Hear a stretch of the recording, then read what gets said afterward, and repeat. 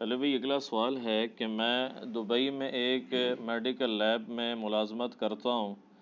ہمیں پیشاب کے میڈیکل ٹیسٹ کے ریکارڈ کو مینٹین کرنے کے لیے پیشاب کے سیمپلز والی بوتلوں کے باہر چٹ لگا کر مریضوں کا نام بھی لکھنا پڑتا ہے، مثلاً احمد، عبداللہ، علی، عثمان وغیرہ وغیرہ. کیا میرا پیشاب کی بوتلوں پر مریضوں کا نام لکھنا بے ادبی اور گستاخی تو شمار نہیں ہوگا؟ پلیز وضاحت فرما دیں. جزاک اللہ خیرہ جی، آپ نے اتنی باریکی سے اس چیز کو ہائی لائٹ کیا ہے، اور یہی دیکھیں ہماری مجلس کی خوبصورتی یہی ہوتی ہے کہ ہم پوری دنیا سے فیڈ بیک لیتے ہیں کوسچنز کی فارم میں. ہزاروں کوسچنز ریکارڈ ہو چکے ہیں. اس کی برکت ہی یہ ہے کہ ہم سب سے فیڈ بیک لیتے ہیں. ایک اکیلے بندے کے دماغ میں معاشرے میں جو آبزرویشنز ہیں وہ کتنی لے کے آ سکتا ہے. تو یہ بھی ایک بھائی کے سوال آیا، یہ مجھے ای میل کے ذریعے بھی پہنچا، ہمارے واٹس ایپ گروپس میں بھی آیا سوال کے طور پر. تو سب سے پہلے تو میں داد دوں گا کہ کسی نے اس باریکی میں جا کے اپنی آخرت کے پوائنٹ آف ویو سے سوچا. اور ایک واقعی ایک ایشو ہے، ایک مسلمان کے لیے تو یہ بڑا مشکل ہے کہ وہ پیشاب کی سامپل والی بوتل کے باہر اس مریض کا نام لکھے. اس کو حرام کا فتویٰ لگانا تو بڑی دور کی بات ہے.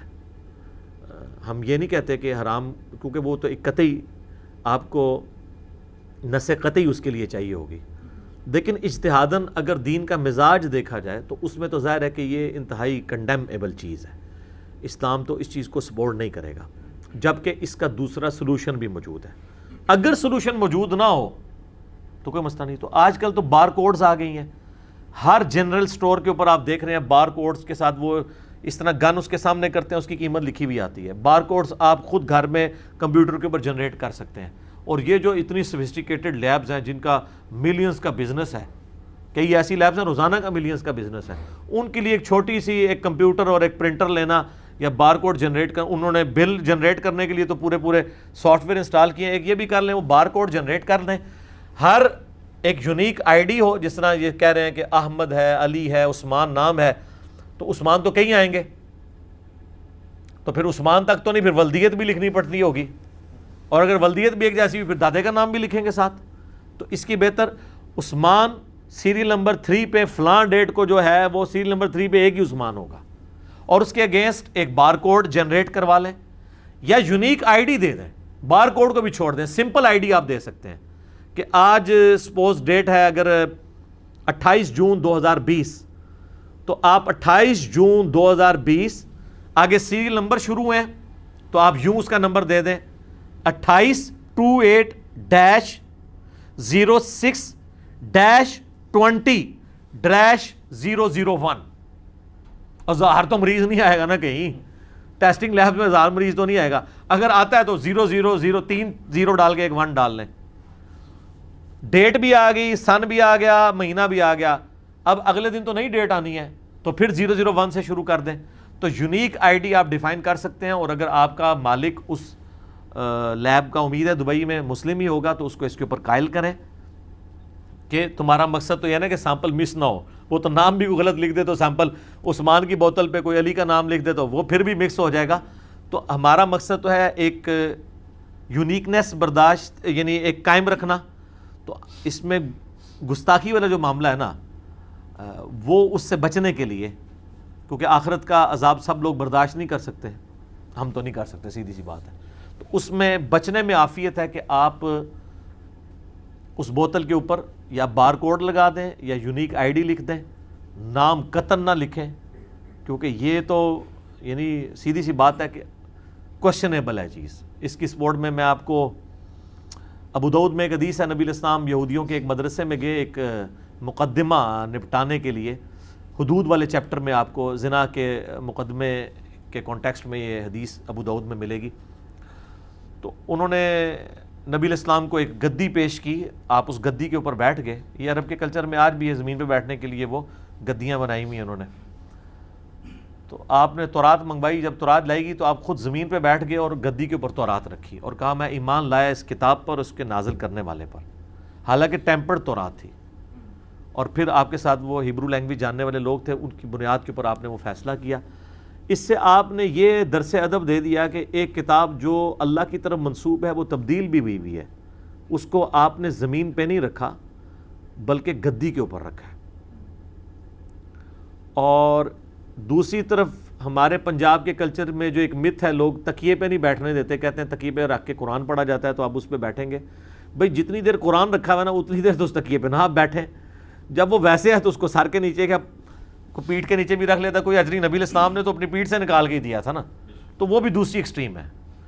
حتیٰ کہ یہاں تو لوگ کہتے ہیں یار آپ اگر آپ کو قرآن پڑھ رہے تو اس کو پیٹھ نہیں کر سکتے، وہ قرآن کی جو پیٹھ منع ہے نا وہ اس کی تعلیمات کو پیٹھ کرنا منع ہے۔ ہاں قرآن پر بیٹھنا یا نعوذ باللہ اس کے ساتھ پاؤں ٹچ کرنا یہ تو حرام ہے، لیکن اس طرح تو زندگی نہیں گزر سکتی کہ ایک بندے نے نیچے الماری میں قرآن رکھا ہے اور اس کے اوپر آپ کمرہ نہیں اب بنا سکتے، تو پردے میں پڑا ہوا ہے۔ ٹھیک ہے، قرآن میں وقال الرسول یا رب ان قوم اتخذوا هذا القرآن مہجورا، سورۃ الفرقان آیت نمبر 30۔ نبی علیہ السلام شکایت کریں گے کہ اے اللہ میری قوم نے، میری امت نے قرآن کو پیٹھ کے پیچھے ڈال دیا تھا، مراد اس کی تعلیمات چھوڑ دی تھی، اس سے ہجرت اختیار کر لی تھی۔ تو یہاں پہ یہ کرنا چاہیے۔ باقی جان کی امان پاؤں تو عرض کروں کہ یہ آپ بات آج کسی سے بھی پوچھیں گے وہ سلوشن تو نہیں آپ کو دے گا، لیکن جذباتی طور پہ یہ کہے گا کہ یار واقعی پیشاب کی بوتل کے باہر نام نہیں لکھنا چاہیے۔ لیکن اگر اسے یہ بتایا جائے کہ آپ کے بزرگ تو اس سے بڑا کام ڈال کے گئے ہیں، میں تو ادھر تک نہیں جواب رکھوں گا، مجھے تو بہانا چاہیے آپ کے دماغ میں ڈرل کرنے کا کہ آپ سوچیں کہ دین میں کیا کیا لوگوں نے ظلم ڈھائے ہیں۔ در مختار فقہ حنفی کی ایک معتبر کتاب ہے، اس کا حاشیہ لکھا ہے رد المحتار۔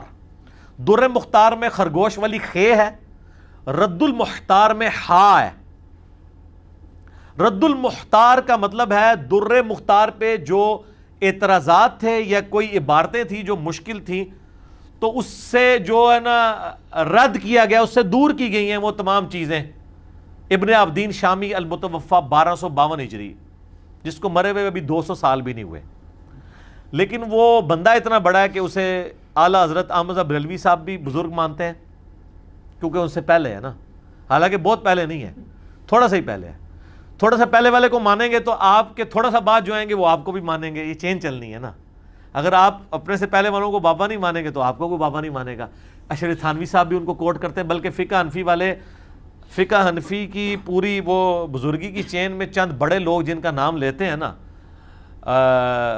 امام ابو یوسف اور امام محمد کے بعد، تو ان میں چند لوگوں میں ملا علی قاری ہوں اور یہ ابن عابدین شامی، یہ ان میں آتے ہیں۔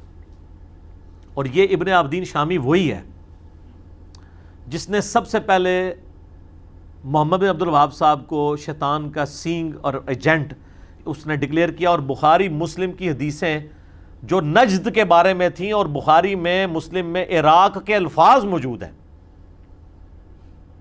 وہ میرا یوٹیوب پہ کلپ دیکھ لیں، محمد بن عبد الوہاب مجدد، اس نے پکڑ کے ان حدیثوں کو مولڈ کر کے فٹ کیا سعودی عرب والے نجد کے اوپر، اور کہا کہ یہ محمد بن الوہاب ہے وہاں سے جو نجدی نکلا ہے، اور اسی کو کاپی کیا المحند علی المفند میں خلیل احمد سہارنپوری نے، اور کہا کہ یہ وہابی تو خارجی ہیں۔ آج ریالوں کے لیے ویسے ایک ہوئے ہیں، جو ان کو مجدد کہہ رہے ہیں ان سے ریال لے رہے ہیں، اور یہاں پہ ان کو خارجی لکھا۔ اب جب میں نے ہائی لائٹ کیا ہے نا تو ان کے جو بڑے مناظر سامنے آئے ہیں نا، وہ کہتے ہیں نہیں وہ ہمارے بزرگوں کو غلط فہمی ہوئی تھی، تو وہ خارجی نہیں ہے وہ۔ سر آپ کے بزرگوں کو آلموسٹ ہر چیز میں غلط فہمی ہوئی ہے، یہی تو ہم آپ سے کہہ رہے ہیں۔ شکر ہے آپ نے اس معاملے میں مان لیا، ایسی کلیریفیکیشن آئی ہے ان کی، وہ کہتے ہیں نہیں وہ بزرگوں نے ذرا سخت لینگویج یوز کی ہے، وہ ان کو غلط اطلاعات ملی تھی۔ اس کا مطلب ہم یہی کہہ رہے ہیں کہ آپ کے بزرگ غلط اطلاعات کے اوپر بھی پورا عقیدہ کھڑا کرتے تھے، اسی طریقے سے انہوں نے عقیدے جو قرآن و حدیث کی شکل میں آپ کو دیے ہیں وہ بھی غلط اطلاعات کے اوپر ہی دیے ہیں، اسی لیے تو کتابوں کا دین اور نکل رہا ہے۔ اور ہم آپ سے عرض کر رہے ہیں کہ مرنے سے پہلے اے مسلمان کر لے اس پہ غور، کتابوں کا خدا اور ہے، بابوں کا خدا اور۔ تو یہ کتابوں کی دنیا ہے۔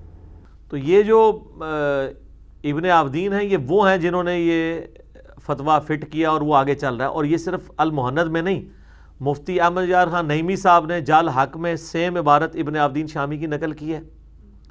ایون پیر میر علی شاہ صاحب جو ایک ماڈریٹ پرسنالٹی تھے، انہوں نے بھی کوئی لحاظ نہیں کیا، انہوں نے بھی محمد الوہاب صاحب کو نجدی ڈکلیئر کیا، حالانکہ وہ اتنے ماڈریٹ تھے اس حوالے سے کہ ثناء اللہ امرتسری جو بہت بڑے اہل حدیث عالم تھے، جو قادیانی دجال کے خلاف کھڑے ہوئے، وہ گولڈا میں ملنے کے لیے گئے، پیر میلچے صاحب نے اپنے مسلح پہ ان کو کھڑا کر کے ان کے پیچھے نماز پڑھی.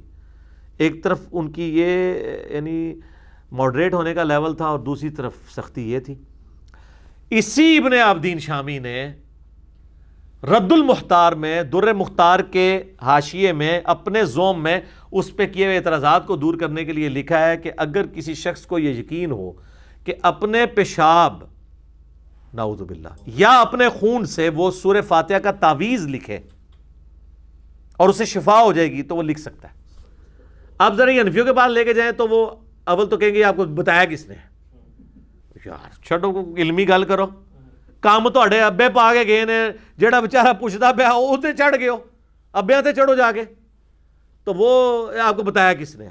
پھر کہیں گے مفتہ بہی قول نہیں ہے، اے مفتہ بہی بن گیا ہے، کیونکہ رد المختار تو لکھی اسی لیے گئی ہے کہ در مختار سے جو اس پہ اعتراضات ہیں وہ دور کیے جائیں. یہ تو خود ہی فتوے ہیں، یہ کیسے آپ کہیں گے مفتہ بہی نہیں ہے.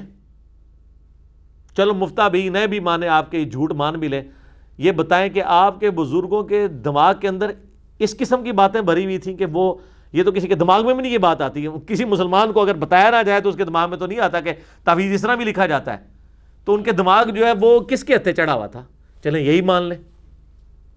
اور اگر کوئی کہنا جی وہ ہوتا ہے ترجمہ چینج ہو گیا ہو، انہوں نے بدل دیا ہو، یہ ہو گیا ہو، کچھ بھی نہیں سر. اللہ کے نیک بندے بھی دنیا میں موجود ہیں. ایک بریلوی عالم جو میرے استاد بھی رہے ہیں، اس اعتبار سے کہ میں نے ان کی کتابوں سے اور ان سے ملاقات میں بہت کچھ سیکھا، غلام سعود سعیدی صاحب جو مفتی منیب الرحمان صاحب کے مدرسے میں شیخ الحدیث تھے رحمہ اللہ تعالی، فوت ہو چکے ہیں. انہوں نے شرح صحیح مسلم کے اندر اس مسئلے کو ڈسکس کر کے نا جناب حق ادا کیا. لیکن بابوں کی اس اعتبار سے ان کے ماننے والوں کے شر سے بچنے کے لیے انہوں نے لکھا کہ یقیناً یہ عبارت لکھی، اس کا ترجمہ لکھا، مجھے کرنے کی ضرورت نہیں ہے. اس کے بعد انہوں نے لکھا کہ یقیناً ان بزرگوں کے دلوں میں قرآن اور سنت کی اہمیت ہم سے زیادہ تھی. ٹھیک ہے، لیکن اللہ ان کو معاف کرے، بال کی کھال اتارنے کی عادت نے انہیں یہاں تک پہنچا دیا کہ انہوں نے اس قسم کی باتیں لکھ دی. اور پھر وہ ساتھ لکھتے ہیں کہ ایک عام مسلمان تو مر جانا گوارا کرے گا لیکن یہ گوارا نہیں کرے گا کہ اس کے خون یا پیشاب سے سورہ فاتحہ کا یعنی قرآن کا تعویذ لکھا جائے، نعوذ باللہ من ذالک. تو سر عام مسلمان اگر مر جانا گوارا کرتا ہے بقول غلام سعود سعیدی صاحب کے، تو اس کا مطلب ہے آپ کے بزرگ عام مسلمانوں سے بھی گئے گزرے تھے. میں تو اس میں اور ایڈ کرتا ہوں کہ یہ تو غیر مسلم نہیں کوئی کرے گا. تو پھر آپ اپنی اداؤں کے اوپر بلکہ اپنے بزرگوں کی اداؤں کے اوپر غور کریں. میں اسی جملے پہ کنکلوڈ کرتا ہوں کہ لوگوں کو تو اپنی بری اولاد کے کرتوت بھگتنے پڑتے ہیں. یہ فرقوں کے علماء وہ ہیں کہ انہیں اولاد نہیں اپنے روحانی باپوں کے کرتوت بھگتنے پڑ رہے ہیں اور ان کی طرف سے دفاع کر رہے ہیں. حالانکہ ان کو چاہیے کہ ان سے دستبردار ہو کر رسول اللہ کے قدموں میں آ جائیں. ما ضل صاحبکم وما غوا، تمہارے نبی نہ کبھی بہکے ہیں نہ کبھی بے راہ چلے ہیں. بابوں سے دستبردار ہو. اور اس لیے تو ہم نے عرض کیا تھا بہت پہلے، اب نہیں ہم کہتے، لیکن آج ذرا موقع ہے، بڑا ہی عرصہ ہوا ہے شعر نہیں پڑھا، کئی مجالس گزر گئی کہ نہ میں وابی نہ میں بابی، ٹھیک، میں ہوں مسلم علمی کتابی. بابوں کا دفاع نہ کریں، علمی کتابی مسلم آ جائیں. ٹھیک ہو گیا جی.